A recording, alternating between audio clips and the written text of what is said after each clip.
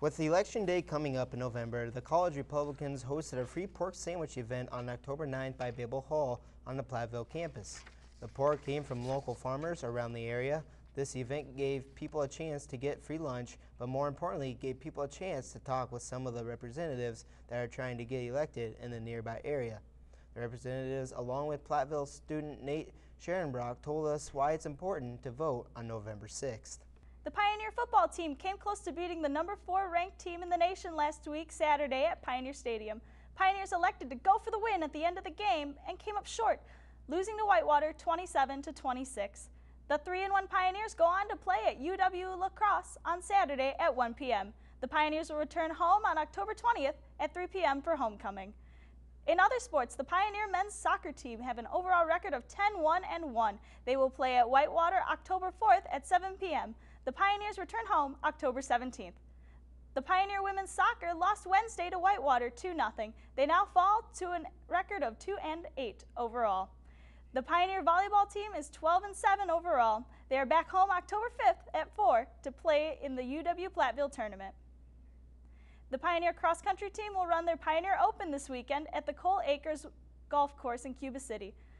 The men will take off at 4:30, followed by the women at 5. A little windy to say the least. Faculty, staff, and students had to use the front and back doors to enter the first floor of the Pioneer Tower due to the wind being so strong. The Pioneer Tower maintenance crew had to lock a side door on the first floor of the Pioneer Tower. Hosting auditions for the 2012 Christmas Telethon are beginning soon. The telethon is in support of Wisconsin Badger Camp. Hosts are responsible for introducing and greeting talent acts prior to their performance. Auditions will be held in the lower level of the Pioneer Tower Tuesday, November 6th, 6 to 10 p.m., and Wednesday, November 7th, 5 to 9 p.m. To reserve your date and time, please contact Colleen Garrity at 342-1628. Welcome back to the University Report. I'm Jordan Hahn, and I'm now joined by our special guest, Tommy Magna, a senior on the UW-Platteville football team. Tommy, first off, how you doing? I'm good, Jordan. How are you? Doing great, doing great. Glad to have you in here today. Thank you. I know we were talking earlier, the sour taste in your mouth about that UW-Whitewater game, you know, 27-26 loss. Just give me your thoughts on that game if you can. I know it's a tough one. I know. Yeah, we definitely let that one get away from.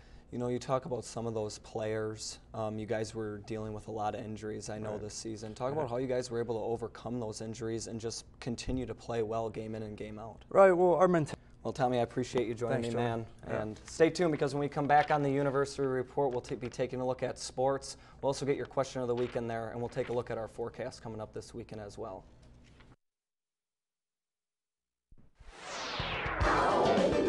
Welcome back to the University Report. I'm Jordan Hahn, and I am now joined by Nick Kirby, the commissioner of SUFAC. Nick, how are you doing today? So what exactly is SUFAC? Well, obviously a lot of duties have to be involved with SUFAC. What are some of those daily duties that SUFAC goes through each day? really. All right, Nick, well, I appreciate you joining us today on the University Report.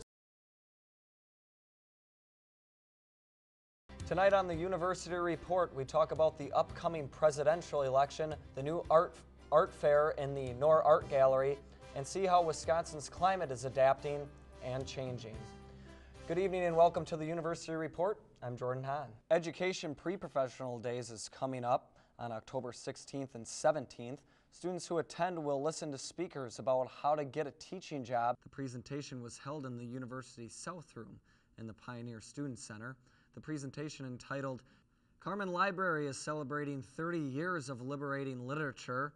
It's Banned Book Week up until October 5th from 8 a.m. till 11:30 p.m. The banned books are located inside the Carmen Library on the second floor of the reading area. Zora Sampson, director of Carmen Library, explained more about the banned books. Stay tuned to the University Report, because when we come back, we sit down and chat with Nick Kirby, the commissioner of SUFAC.